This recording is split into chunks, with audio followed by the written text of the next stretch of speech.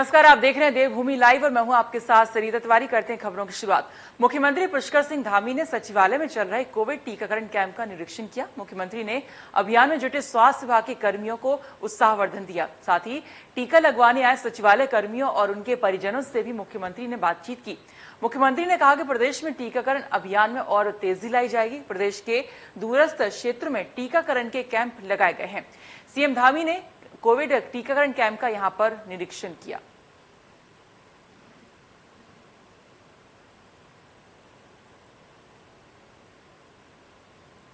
तो सीएम पुष्कर सिंह धामी ने कोविड टीकाकरण कैंप का निरीक्षण किया। उन्होंने वहां पर स्वास्थ्य कर्मियों का उत्साहवर्धन किया। साथ ही साथ सचिवालय से जो लोग वहां पर टीकाकरण के लिए आए थे उनसे भी उन्होंने बातचीत की, उनके परिजनों से भी बातचीत वहां पर की। साथ ही इस मौके पर पुष्कर सिंह धामी ने यह कहा कि राज्य में जो टीकाकरण का अभियान है उसमें और तेजी लाई जाएगी।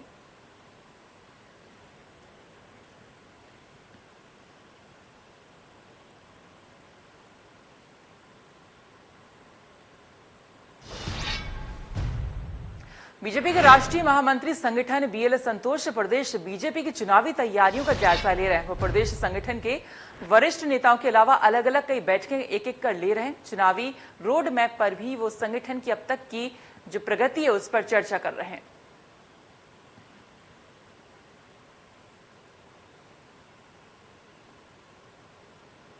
तो आपको बता दें, राष्ट्रीय स्वयंसेवक संघ की 3 दिवसीय समन्वय बैठक देहरादून में शुरू हो गई है। संघ की ओर से सरकार और संगठन को कई सुझाव भी दिए गए हैं। वहीं सीएम पुष्कर सिंह धामी का कहना है कि समय समय पर संगठन के द्वारा सरकार और संगठन के कामकाज की समीक्षा होती रहती है। साथ ही आगामी रणनीति पर भी विचार होता है।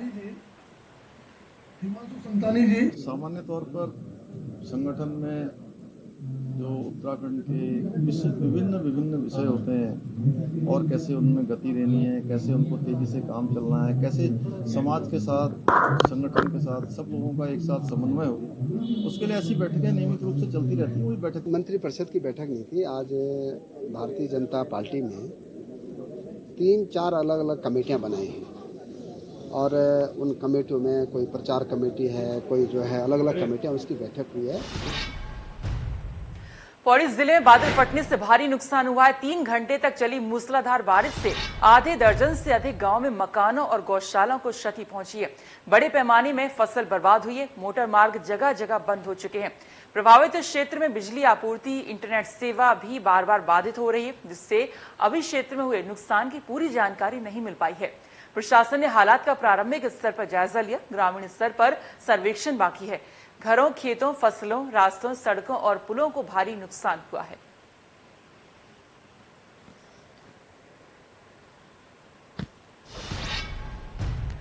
उत्तराखंड में होने वाले 2022 के विधानसभा चुनाव से पहले राज्य सरकार बेरोजगार युवाओं के हाथों को रोजगार देने जा रही है। इस संबंध में उद्योग मंत्री गणेश जोशी ने उद्योगों में स्थानीय लोगों को 70% रोजगार दिए जाने के निर्देश दे दिए हैं। और इसके साथ ही सरकार ने राज्य में उद्योगों को बढ़ावा देने के निर्णय भी ले लिए हैं। साथ ही कोरोना की वजह से राज्य की बदहाल अर्थव्यवस्था को पटरी पर लाने की भी सरकार कोशिश कर रही है। एक और जहां सरकार पूरी ताकत से कार्य करने का दावा कर रही है, तो वहीं विपक्ष सरकार के दावों को सिरे से खारिज कर रहा है। कांग्रेस का कहना है कि सरकार की कथनी और करनी में बहुत अंतर है। धरातल पर कोई काम नहीं हो रहा है।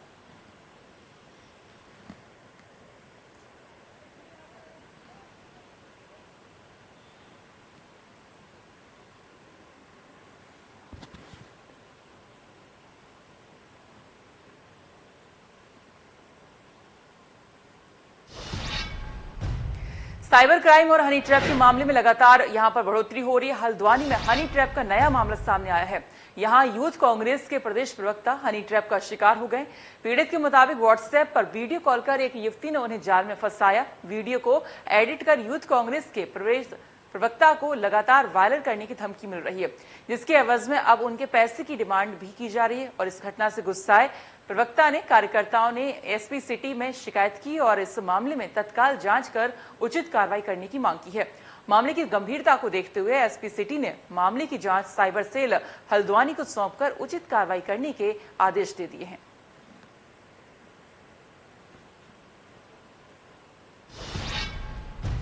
वहीं एक बड़ी खबर हल्द्वानी से, जहां पर स्पा सेंटरों में एंटी ह्यूमन ट्रैफिकिंग टीम की छापेमारी हुई है। 3 स्पा सेंटर्स में भारी खामियां यहां पर देखी गई है। हल्द्वानी से इस वक्त की बड़ी खबर आपको बता रहे हैं। वहीं स्पा सेंटरों ने अभी तक अपना रजिस्ट्रेशन भी नहीं कराया था। वहीं कोरोना महामारी एक्ट और पुलिस अधिनियम के तहत ये मामला दर्ज कर लिया है। वहीं सिटी मजिस्ट्रेट को कार्रवाई के लिए रिपोर्ट भी पुलिस यहां पर भेजेगी। तो स्पा सेंटर्स का रजिस्ट्रेशन भी नहीं है यहां पर। सिटी मजिस्ट्रेट को अब इसकी कार्रवाई के लिए रिपोर्ट भी पुलिस भेजने वाली है।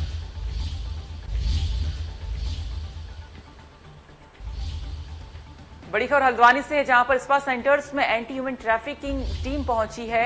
यहां निरीक्षण किया तो पता चला इनका रजिस्ट्रेशन भी यहां पर नहीं हुआ है। 3 स्पा सेंटर्स हैं जिनमें खामियां यहां पर देखी गई हैं और पुलिस अब एक रिपोर्ट बनाकर सिटी मजिस्ट्रेट को सौंपने वाली है। भारी बारिश के चलते देखते हुए जिलाधिकारी मयूर दीक्षित ने जीवन रेखा से जुड़े विभागों को सतर्क रहने के निर्देश दे दिए। जिला आपात परिचालन केंद्र में बैठक लेते हुए जिलाधिकारी ने बारिश के कारण बंद राष्ट्रीय राजमार्गों को और सड़क मार्गों को तेजी के साथ खोलने के निर्देश NHBRO और लोक निर्माण विभाग को दे दिए हैं। पेयजल लाइनों विद्युत आपूर्ति को युद्ध स्तर पर बहाल करने के निर्देश संबंधित अधिकारियों को दिए। जिलाधिकारी ने फील्ड अधिकारी और कर्मचारियों को अलर्ट मोड पर रहने के निर्देश जारी कर दिए हैं और मोबाइल नंबर ऑन रखने को कहा है।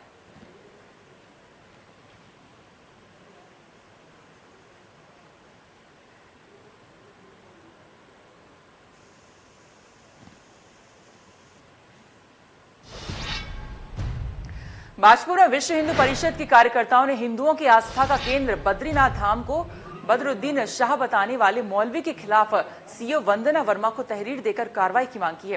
वहीं पुलिस के मामले की जांच की कार्रवाई का भरोसा दिया है। बता दें कि विश्व हिंदू परिषद के जिला मंत्री यशपाल राजहंस के नेतृत्व में कार्यकर्ता सीओ कार्यालय में इकट्ठे हुए। इस दौरान विश्व हिंदू परिषद के जिला मंत्री यशपाल राजहंस ने कहा कि एक मौलवी के द्वारा बद्रीनाथ को लेकर की गई बयानबाजी का वीडियो सोशल मीडिया पर भी जमकर वायरल हो रहा है, जिससे हिंदू समाज के लोगों में आक्रोश व्यक्त है।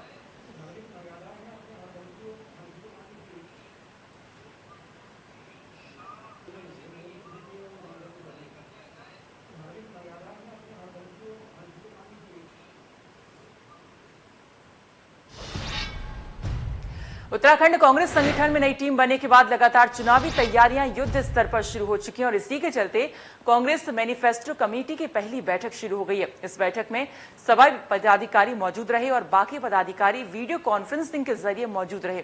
कांग्रेस मैनिफेस्टो कमेटी के अध्यक्ष और पूर्व कैबिनेट मंत्री नवप्रभात ने इस बैठक में अक्टूबर महीने तक मैनिफेस्टो में क्या क्या पॉइंट्स ऐड किए जाएंगे, इनको लेकर दिशा निर्देश दिए हैं। कांग्रेस मैनिफेस्टो कमेटी के संयोजक सूर्यकांत धस्माना ने कहा कि इस बार कांग्रेस चुनावों में 2 महीने पहले ही मैनिफेस्टो जनता के सामने पेश कर देगी।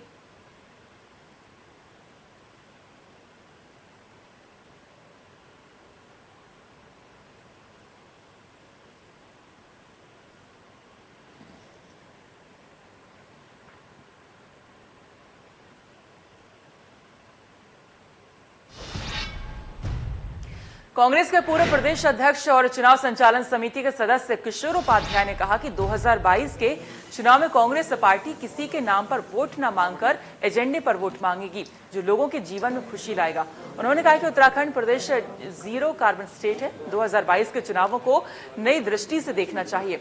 उन्होंने कहा कि पानी दिल्ली में फ्री दिया जा रहा है। टेहरी डैम से अगले साल 2500 मेगावाट बिजली का उत्पादन शुरू हो जाएगा। हम किसी के नाम पर वोट नहीं मांग रहे हैं, हम तो एजेंडे पर वोट मांगेंगे, क्योंकि चुनाव के लिए ज़्यादा वक्त नहीं रह गया। जिस तरह से विभिन्न राजनीतिक दल अपनी बातों को लेकर के आ रहे हैं, कोई 100 यूनिट बिजली मुफ्त देने की बात कर रहा है, कोई 200 कर रहा है, कोई 300 कर रहा है, तो मैं उन राजनीतिक दलों से कहना चाहता हूं, और इसीलिए मैंने आज आप लोगों को यहाँ पर तकलीफ दी है कि ये जिस धरती ने माँ गंगा और यमुना जैसी नदियाँ पैदा किए हैं, वो किसी से मुफ्त में कुछ नहीं लेती।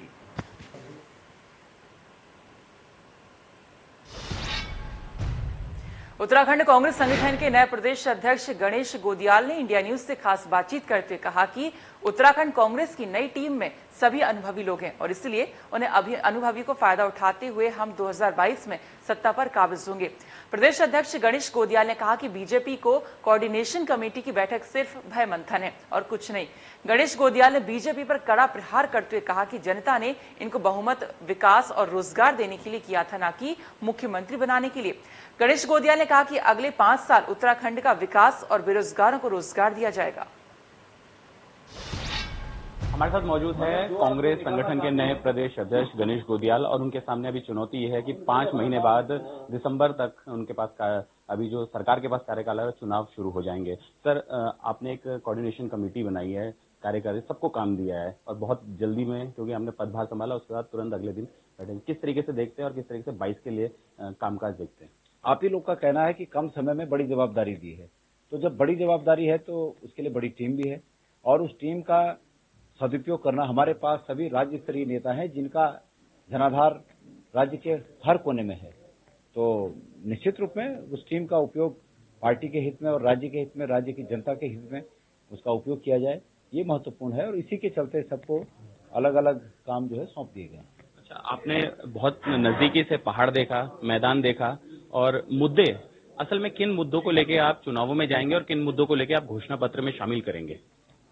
ऐसा है, हम पहाड़ से आते हैं और पहाड़ भी देखा, प्लेन भी देखा, शहर भी देखा, गांव भी देखा। जीवन के इस मुकाम तक हर जगह देखने का मौका मिला, सौभाग्य मिला।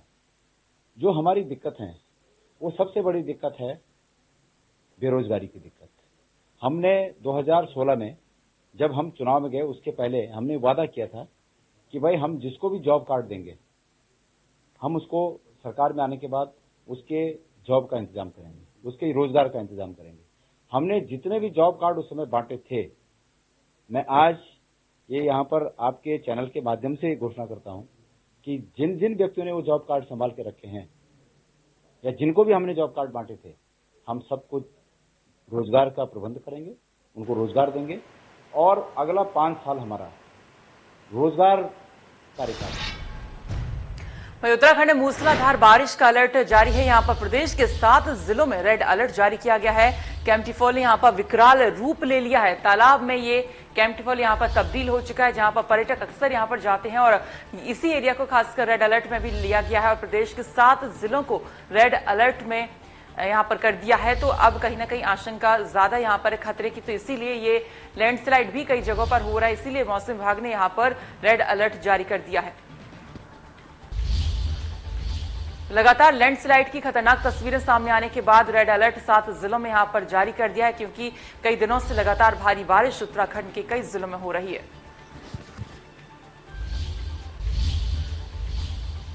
खबर उत्तरकाशी से, जहां पर देर रात से लगातार बारिश की वजह से लैंडस्लाइड हो चुका है। लैंडस्लाइड से गंगोत्री राष्ट्रीय राजमार्ग बाधित हो गया है। भूस्खलन से लोगों को पार कराया जा रहा है। बीआरओ ने राष्ट्रीय राजमार्ग को सुचारू कर लिया है। तो बड़ी खबर इस वक्त आपको बता रहे हैं, जहां पर लैंडस्लाइड की वजह से गंगोत्री राष्ट्रीय राजमार्ग बाधित यहां पर हो गया। भूस्खलन से लोगों को अब पार यहां पर कराया जा रहा है। काफी जो सड़क है वहां पर पूरी बाधित हो चुकी है। वहीं राष्ट्रीय राजमार्ग बाधित होने से लोगों को काफी परेशानियों का सामना करना पड़ रहा है।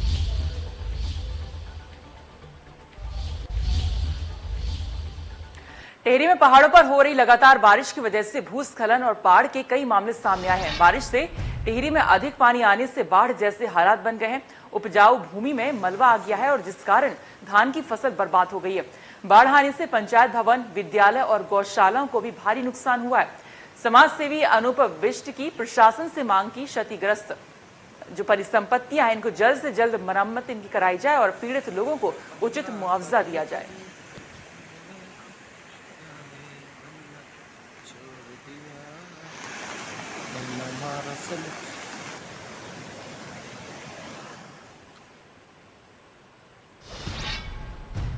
भारी बारिश के चलते मलबा आने से ऋषिकेश गंगोत्री नेशनल हाईवे 94 बंद हो चुका है, जिस कारण मार्ग के दोनों ओर लोग काफी संख्या में फंसे हुए। जगह जगह पर लैंडस्लाइड के कारण लोग कई किलोमीटर दूरी पर पैदल चलकर अपने स्थान पर पहुंच रहे हैं। लोगों का कहना है कि मार्ग बंद होने के कई समय बाद भी एबीसीआई के सहयोगी मार्ग खुलवाने के लिए नहीं पहुंचे हैं। जिस कारण से लोग भूखे प्यासे मार के दोनों तरफ फंसे हुए हैं। लोगों का कहना है कि इस बारे में कई बार बीआरओ के अधिकारियों से शिकायत की गई, लेकिन रास्ता साफ नहीं करवाया गया है।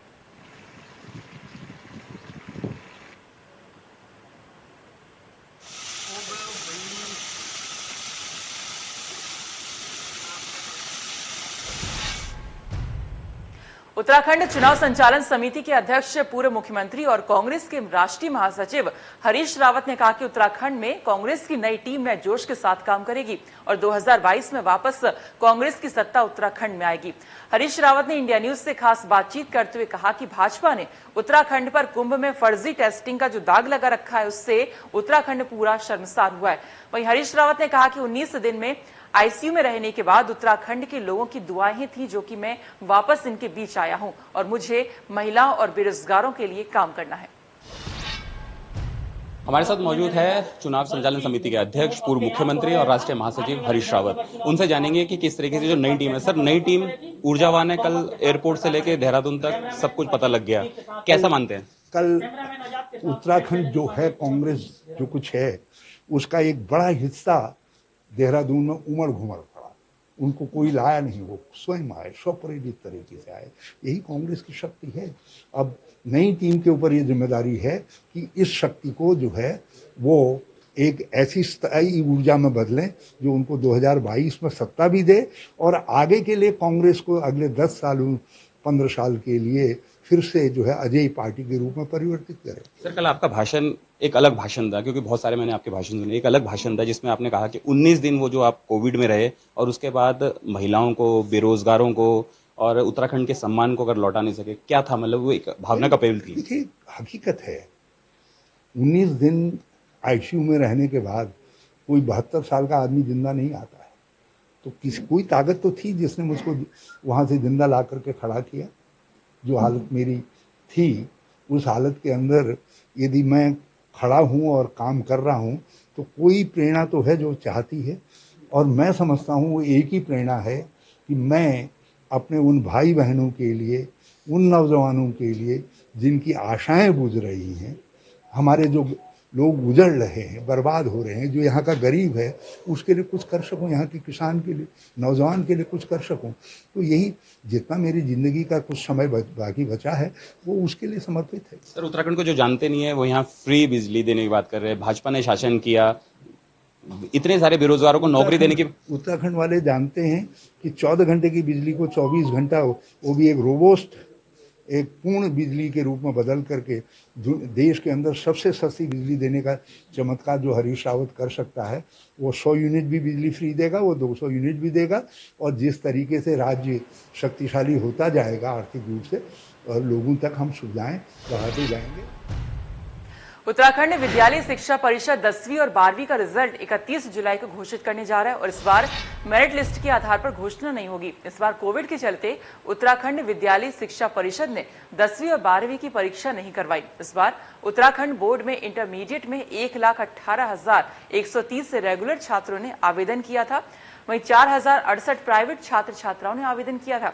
इस विषय में जानकारी देते हुए उत्तराखंड विद्यालय शिक्षा परिषद की सचिव डॉक्टर नीता तिवारी ने बताया कि उत्तराखंड बोर्ड की 10वीं और 12वीं की परीक्षा निर्माण का कार्य अंतिम चरण में पहुंच गया है।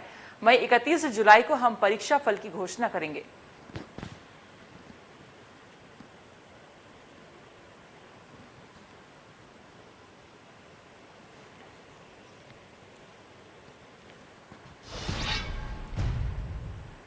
हरिद्वार में सुबह से ही झमाझम बारिश हो रही। बारिश की वजह से शहर के मुख्य चौराहे यानी रानीपुर मोड़ सहित कई जगह पर जलभराव हो चुका है। सड़कों पर सीवर के चैम्बर उबल रहे हैं, जिसकी वजह से लोगों को काफी परेशानियों का सामना करना पड़ रहा है।